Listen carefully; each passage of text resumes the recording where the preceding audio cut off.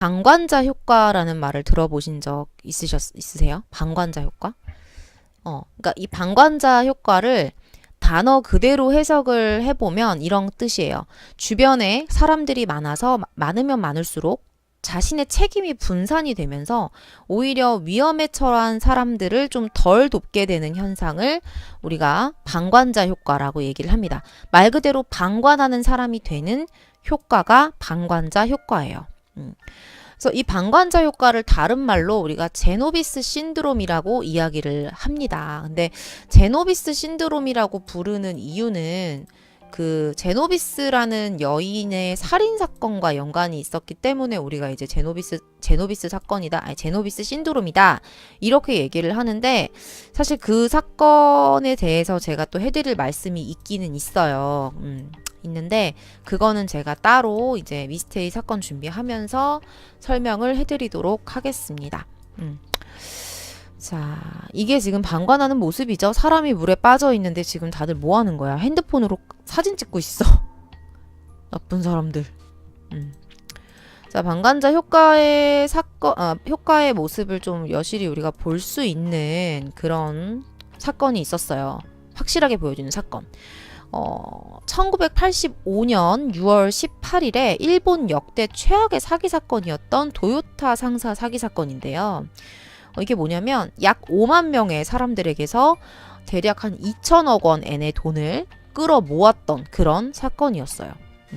당시에 그 TV에 주범이었던 도요타 상사 회장 나가노 가즈오가 연행되는 장면이 생중계가 돼요. 생중계가 되고 있어. 그래서 막 기자들도 막 30명씩 막 깔려 있었어요. 그 회장이 살고 있는 집 앞에 30명의 기자들이 회장이 연행되는 장면을 찍으려고 다 모여 있었단 말이야. 근데 그때 갑자기 어떤 남자 2명이 이렇게 말해요. 갑자기 나타나가지고 저희는 회장을 죽이러 왔어요 라는 말을 해요. 그러고서 회장의 아파트 유리창을 깨고 회장의 집 안으로 침입을 해. 그리고 나서 정말 회장을 칼로 찔러 죽여요. 그리고 유유히 걸어 나와요.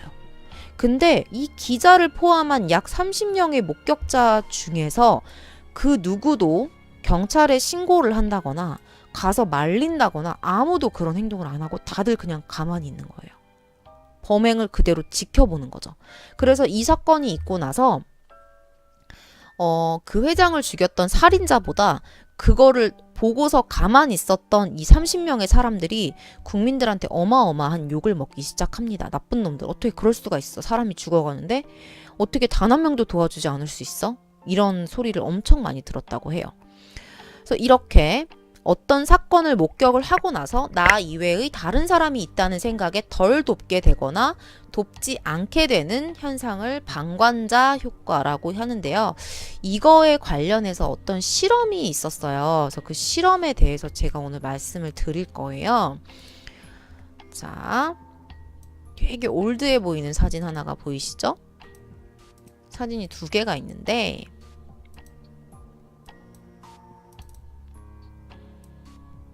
와, 되게 올드해 보인다. 그죠? 자, 방관자 효과 실험에 대해서 설명을 한번 해드릴게요. 이 도쿄에서 벌어진 사건이 일어나기 이전에 방관자 효과 실험을 했었어요, 이미. 근데 그 방관자 효과 실험을 왜 했었냐면 아까 제가 말씀드렸던 제노비스 신드롬의 제노비스 살인 사건 때문에 방관자 효과 실험을 과거에 한번 한 적이 있었어요. 근데 제가 지금 제노비스 사건 얘기를 안 하죠. 그건 나중에 한다고 말씀드렸고요. 어쨌든 그때 방관자 심리를 알아보기 위한 실험을 실시합니다. 실험 주제는요, 바로 대학생의 도시생활 적응도 연구였어요. 그런 명목으로 실험을 한 거예요. 그래서 피실험자들을 막 모아요. 근데 거기에 여학생이 59명이고요. 그리고 남학생이 13명이 참가를 합니다. 피실험자는 실험을 당하는 사람이죠.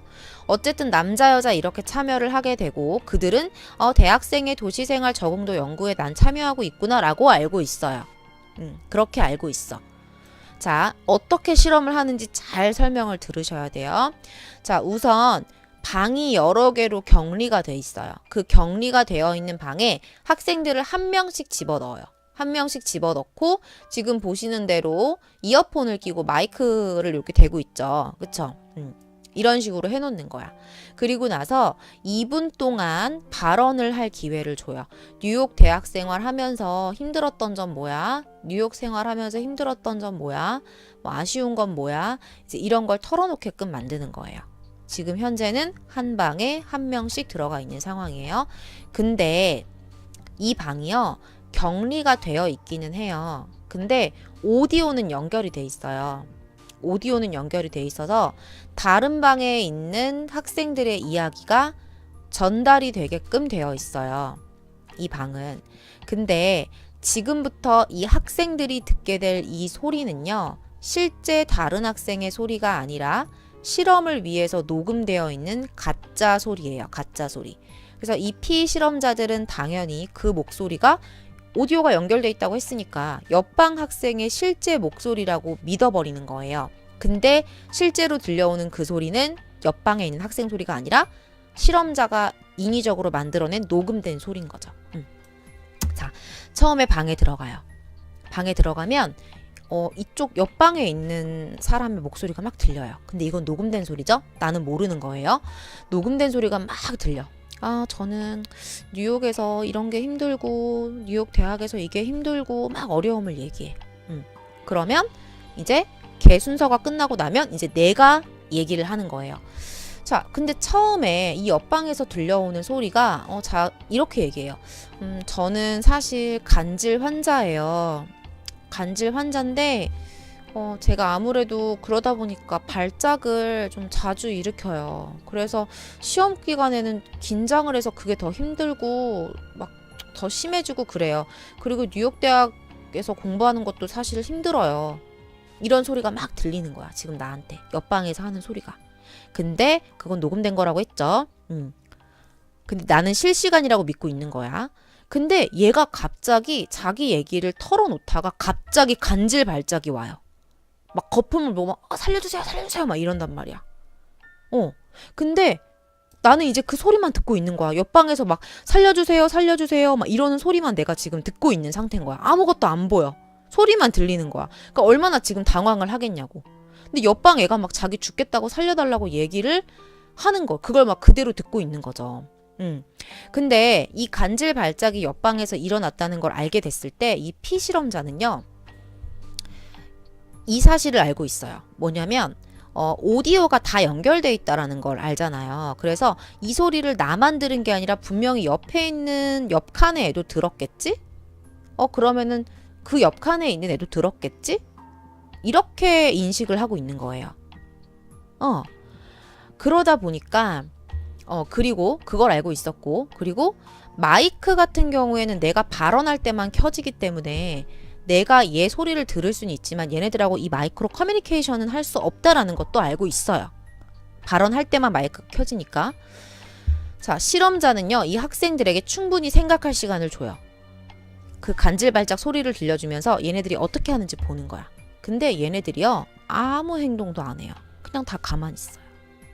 옆에서 사람이 죽어가고 있는데 아무 행동도 하지 않는 거예요. 왜냐? 지금 이 소리를 나만 들은 게 아니니까 누가 도와주겠지 라는 생각을 하는 거예요.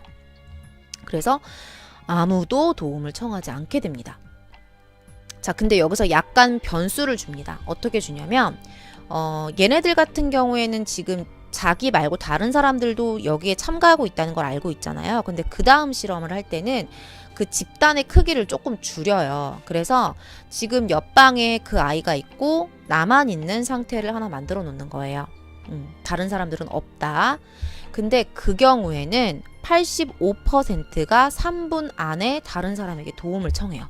지금 옆방 애가 간질 때문에 지금 쓰러졌어요. 이렇게 다 도움을 청하는 거죠. 이게 얼마나 재밌는 결과입니까? 그래서 가짜 학생의 목소리가 발작을 일으켰을 때 근데 피실험자들 대부분이요, 좀 두려움을 느꼈어요. 그래서 어떤 사람은 막 그랬대요. 하나님, 저 사람이 지금 발작을 일으켜요. 어떡해요. 이런 사람도 있었대요. 그리고 어떤 학생들은 막 숨을 헐떡거렸대요. 너무 자기가 긴장이 돼서. 근데 그렇게 무서워하면서도 도움을 청하는 전화를 건 사람은 아무도 없는 거지. 그게 웃긴 거예요. 그리고 나서 나중에 다 끝나고 나서 나와서 한다는 말이 그 사람 괜찮아요? 누가 좀 보살펴 줬어요? 이렇게 물어보기만 하는 거예요. 그러니까 이게 단순히 뭐 인간의 성격이라던가 뭐 인간이 뭐 각박한 도시 생활 속에서 뭐 냉담해졌기 때문이다 이렇게만 볼 수는 없는 거예요. 왜냐면 걔네들도 지금 너무 흥분을 해가지고 너무 막 두려우니까 몸이 얼어가지고 어찌할 바를 몰라서 갈팡질팡했을 가능성도 충분히 크다는 거예요. 그리고 이러한 사람들의 반응을 결정하는 요소가 단순히 성격의 문제가 아니라 집단의 크기와 밀접한 관계가 있다는 것을 발견을 하는 거죠. 나 말고 많다고 생각하면 안 돕고 나밖에 없다고 생각하면 내가 하는 거예요. 그래서 이런 현상을 가지고 우리가 책임감 분산이라고 얘기를 한대요. 그래서 사건을 목격한 사람이 많으면 많을수록 개인이 느끼는 책임감이 적어진다라는 것에 대해서 이제 이 연구자들이 이해를 하기 시작합니다. 그러다 보면은 생사가 걸린 상황도 무시하는 상황이 발생하는 거예요. 이게 되게 무서운 거죠. 되게 위험한 거고. 자, 그래서 방관자 효과가요, 심리학적으로 봤을 때 책임 분산 효과로 설명할 수 있다는 거예요. 나보다 이 사건을 잘 알거나 피해자를 잘 아는 사람이 있을 거야. 아, 내가 굳이 신고 안 해도 누가 나서서 해결해 주겠지. 이런 게 이런 현상을 만드는 거예요. 그래서 이런 생각은 뭐 괜히 신고했다가 괜히 내가 피 보는 거 아니야? 이런 거하고도 연관이 있다고 하더라고요. 여러 가지 요인이 있겠죠. 자, 여러분, 만약에 이건 제가 이제 질문을 할게요. 여러분들이 만약에 길을 가고 있었어요. 길을 가고 있는데 어떤 사람이 갑자기 발작을 일으켰어요. 그럼 여러분들은 어떻게 하시겠어요? 여러분들이 응급처치를 할 수 있는 능력이 있어요. 심폐소생술을 할 수 있어요. 근데 누가 쓰러져 있어. 그럼 여러분들은 어떻게 하시겠어요? 이런 상황일 때 어떻게 하면 좋을까? 내가 응급처치를 할 수 있는 능력은 돼. 그래서 그 사람을 내가 응급처치는 해야겠어. 그럼 단순히 응급처치만 해야 될까요? 헬조선은 도망가는 게 답? 아니지. 그럼 이렇게 생각해 봅시다. 도망가지 않고 내가 응급처치를 하고 있어. 지금 막 심폐소생술을 하고 있는 거야. 지금 막 하고 있어. 그러면 거기서 끝날까요? 별들님 반갑습니다. 자, 어떻게 해야 되는지 알려드릴게요. 자, 이거예요. 바로. 자, 이렇게 할 수 있어. 내가 막 심폐소생술을 하면서 여러분 저기요 신고 좀 해주세요. 이렇게 말하면 안 돼요. 그렇게 말하지 아무도 신고를 안 해. 예비군에서 배우죠. 그쵸? 아무도 신고를 안 해. 이렇게 말해야 돼. 거기요 빨간 셔츠 입으신 남자분이라고 정확하게 그 사람을 지목을 해야 돼. 그럼 저요? 이렇게 되는 거예요. 그럼 그 사람은 책임감을 가지고 자기가 전화를 해주는 거예요.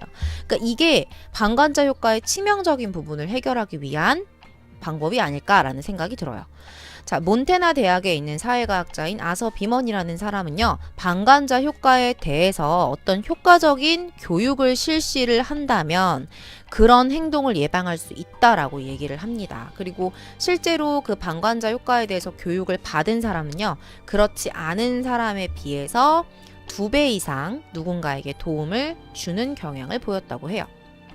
근데 이게 해결돼야 되는 이유는 뭐냐면 그냥 이 뭐 방관자 효과, 방관자적인 행동 뭐 이런 것들이 병은 아니지.